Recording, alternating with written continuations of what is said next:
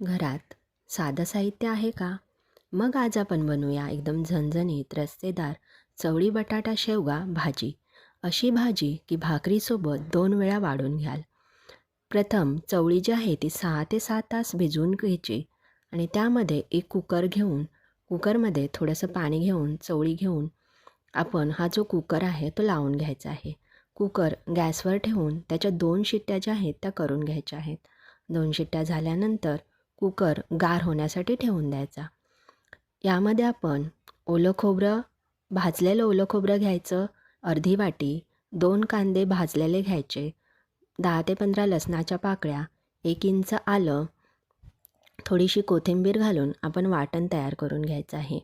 वाटण तयार करून झाल्यानंतर कढईमध्ये 1 पळी तेल, जिरं, मोहरी, कढीपत्ता, हिंग आणि 1 टोमॅटो घालून 2 ते 3 मिनटं मऊ होईपर्यंत परतून घ्यायचं आहे.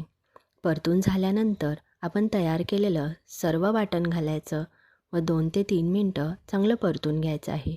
परतून झाल्यानंतर यामध्ये आपण पाव चमचा हळद, 1 चमचा लाल तिखट, कांदा लसूण मसाला 1 चमचा घालायचा.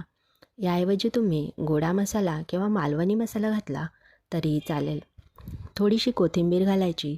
आता आपण यामध्ये आपल्या भाजीचा मुख्य हिरो म्हणजेच शेवग्याच्या शेंगा, बटाटा, उकडलेली चवळी घालायची व मी मिक्सरच्या भांड्यामध्ये पाणी घालून हे पाणी जे आहे ते गरम केलेलं आहे व त्यामध्ये घातलेलं आहे. आपल्या गरजेनुसार यामध्ये पाणी घालायचं आहे. तसंच यामध्ये 1 चमचा एवढा गरम मसाला घाला व थोडीशी कोथिंबीर घालून परत एकदा हलवून घ्या. बघा 10 ते 15 मिनटात आपली भाजी तयार झाली. चवीनुसार मीठ घालायचं. घरगुती सुगंधी रस्सा भाजी तयार झाली. जर रस्सा घट्ट हवा असेल तर पाणी कमी घाला. थोडीशी गोड चव हवी असेल तर चिमूटभर गूळ घाला. रेसिपी आवडली तर लाईक करा. धन्यवाद.